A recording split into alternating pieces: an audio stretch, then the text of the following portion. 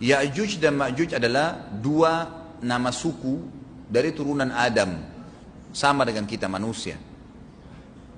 Nabi SAW sebutkan ciri-ciri mereka.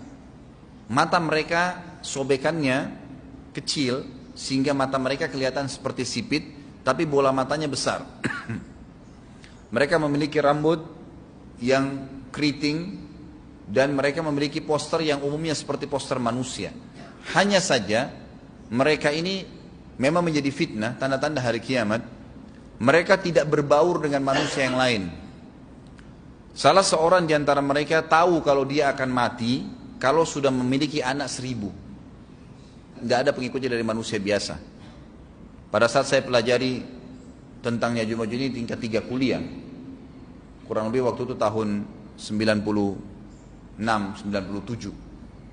Dosen saya membuka kitabnya membahas masalahnya, saya sempat tanya sendiri, saya bilang, Syekh, jumlahnya Ya'juj Ma'juj itu berapa banyak? Dia bilang tidak terhitung jumlahnya. Karena ada hadis yang berbunyi mereka akan mendatangi sebuah sungai, kalau tidak salah namanya Sungai Tibria. Sungai itu sekarang ada, besar. Bayangkan sungai ya, airnya banyak mengalir. Kata Nabi SAW, mereka akan mampir dan minum di situ. Mereka semua minum air sungai itu, dan yang terakhir dari mereka datang sudah nggak dapat air. Artinya air sungainya habis diminum. Bayangin berapa banyak jumlahnya tuh. Satu Jakarta aja sekarang kalau minum air sungai Ciliwung nggak habis. Mungkin nggak bakal habis kalau satu Indonesia pun minum. Bayangkan berapa banyak jumlah mereka tuh. Tidak terhitung. Nanti kan kita bacakan ayat-ayatnya tentunya. Banyak sekali ayat berhubungan dengan masalah itu. Tapi yang jelas pada saat itu Nabi SAW mengatakan, Allah berfirman kepada Isa, berkata, wahai Isa, aku akan mengeluarkan hamba-hambaku yang tidak ada seorang pun dari kalian bisa mengalahkannya. Termasuk Isa AS. Nggak bisa mengalahkan. Maka selamatkanlah dirimu bersama dengan pengikut-pengikutmu ke Gunung Tur namanya. Gunung Tur ini di Palestina. Ya. Ini rata-rata nanti hari kiamat ini di Syam, banyak negeri Syam kita. Maka Nabi Isa pun AS menyelamatkan diri dengan pengikutnya ke Gunung Tur yang diikuti sama orang-orang yang beriman. Lalu tentu yang bisa ikut yang terjangkau pada saat itu, karena dunia sangat luas. Maka yang tidak sempat ikut dengan Nabi Isa AS, mereka dibunuh oleh Ya'juj Ma'juj. Allah Subhanahu Wa Taala memberikan ciri khas mereka, artinya cirinya mereka ini, mereka dihimpit di sebuah gunung. Di surah Al-Kahfi dijelaskan oleh Dzulkarnain. Dzulkarnain khilaf antara ahli sejarah mengatakan dia nabi atau dia orang saleh. Tapi Allahu alam, saya cenderung dengan pendapat yang mengatakan dia adalah seorang nabi. Karena Allah SWT angkat ceritanya dalam Al-Quran. Dan Allah berikan dia banyak mukjizat. Di antaranya mukjizatnya adalah menahan Ya'juj Ma'juj waktu itu ingin membuat kerusakan. Di zamannya dia dulu. Jadi memang Ya'juj Ma'juj ini ciri khasnya, kata Nabi SAW, mereka memakan apa saja. Batu. Kalau hewan-hewan itu kalah jengking sama ular. Binatang-binatang buas, harimau, mereka makan semua. Jadi bukan seperti manusia normalnya. Mereka membunuh semua yang bukan seperti mereka. Mereka buat kerusakan. Sampai-sampai kata Nabi SAW tidak ada yang bisa mengalahkan mereka dan jumlah mereka sangat banyak. Salah seorang di antara mereka tahu dia akan mati kalau sudah punya 1000 anak. Dan tidak menikah dengan umumnya orang. 2 suku ini saja. Kata Nabi SAW dalam hadis Bukhari, kecelakaanlah bagi orang-orang yang ada di Jazirah Arab. Kemungkinan besar makna ini adalah tempat mereka dekat dengan Jazirah Arab. Sebagian ada satu syekh dari Mesir. Sekarang ada bukunya sama saya dan sudah terjemahan bahasa Indonesia, judulnya Ya'juj Ma'juj. Kalau Bapak Ibu mau beli bisa, ada judulnya Ya'juj Ma'juj, tapi saya lupa penerbitnya apa. Itu agak tebal, harganya mungkin sekitar 85.000 atau 100 ribuan lah maksimal. Itu khusus dan beliau adakan penelitian, saya baca dan memang sangat konkret dan ilmiah. Beliau mendatangkan fakta kalau tempat Ya'juj Ma'juj yang disebutkan dalam Al-Quran itu ada di Cina, tembok Cina. Jadi seperti yang disebutkan dalam Al-Quran, 2 gunung yang disatukan, di antara celah gunung itu ditaruh tembaga-tembaga.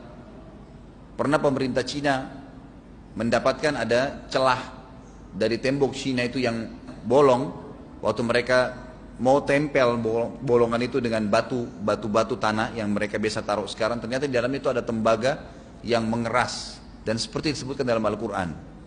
di mana ya Zulkarnain mempertemukan antara besi-besi yang ditumpuk lalu dipanasi, dibakar sehingga menjadi meleleh, kemudian disirami lagi dengan timah yang meleleh juga dan dibiarkan kering sehingga menjadi tembok besi.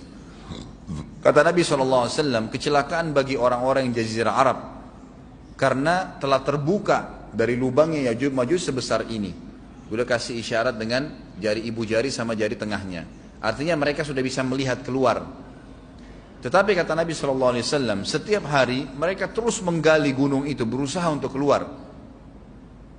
Pada saat mereka tiba di malam hari, mereka capek, mereka mengatakan besok kita lanjutin. Mereka bangun besok pagi, gunungnya kembali utuh lagi. Sampai nanti waktu di mana Allah izinkan mereka keluar. Pada saat mereka keluar, maka mereka akan mulai membuat kerusakan. Ada di halaman 82 ya. Al-Anbiya 96 sampai 97 ayatnya. Ingatlah hingga apabila dibukakan tembok Ya'juj Ma'juj, bolong, jebol, dan mereka turun dengan cepat dari gunung-gunung itu, dari seluruh tempat yang tinggi. Kita tahu itu jaraknya berapa ratus kilometer, bahkan mungkin ribuan kalau nggak salah ya. Semuanya itu akan dipenuhi Ya'juj Ma'juj, dan telah dekatlah, kalau sudah terjadi itu, kedatangan janji yang benar, maksudnya hari kebangkitan. Maka tiba-tiba terbelalaklah mata orang-orang kafir. Mereka berkata, aduhai celaka kami, sesungguhnya kami dalam kelalaian tentang ini, bahkan kami adalah orang-orang yang zalim. Kenapa? Karena Ya'juj Ma'juj tidak lihat apakah kafir atau beriman. Mereka tidak butuh, bukan seperti Dajjal ya. Dajjal butuh jadi pengikutnya, oke, aman. Ini enggak, siapa saja ditemuin dibunuh. Dia enggak pandang, enggak mau tanya kamu dari suku mana, kamu agama apa, tidak dipandang.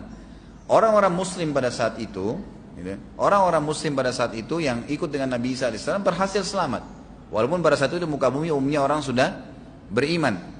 Yang dimaksud di sini orang-orang kafir adalah adanya orang-orang yang masuk Islam karena terpaksa, karena mereka tidak terlalu faham pada saat itu, lalu mereka menganggap remeh informasi dari Nabi Isa AS. Maka mereka terbelalak matanya karena dibunuh oleh Ya'juj Ma'juj. Kata Nabi SAW di dalam hadis sahih riwayat Imam Bukhari, bahwasanya Ya'juj Ma'juj akan membunuh siapapun yang mereka temui. Bahkan pada saat mereka sudah merasa menguasai bumi, mereka melepaskan anak-anak panah mereka ke langit. Lalu Allah menurunkan anak-anak panah mereka sebagai fitnah, dipenuhi dengan darah. Maka mereka berkata, kami telah membunuh semua yang ada di bumi dan semua yang ada di langit. Maka sebagai penutup dalam bahasan itu, kata Nabi SAW, Allah lalu mengizinkan Isa untuk berdoa kepada Allah agar memusnahkan mereka. Maka Isa AS pun akhirnya berdoa, meminta kepada Allah Subhanahu Wa Taala agar mereka semua dimusnahkan. Maka pada saat itu pun Allah Subhanahu Wa Taala menurunkan kepada mereka hama.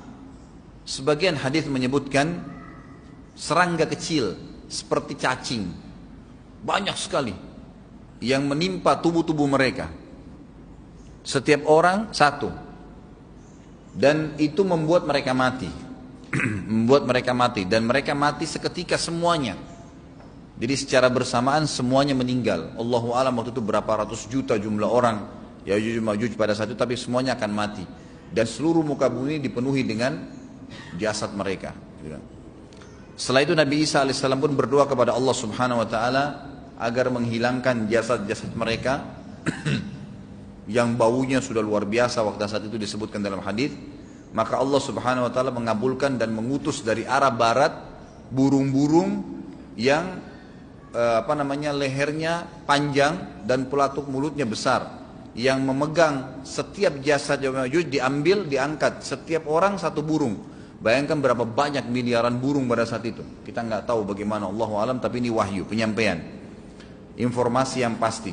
Diambil, kemudian jasad-jasad mereka dilempar ke lautan. Lalu Allah SWT turunkan hujan. Pada saat turun hujan, maka hujan tersebut membersihkan semua bekas-bekas mereka, kotoran mereka, darahnya segala bersih. Maka bumi kembali subur lagi.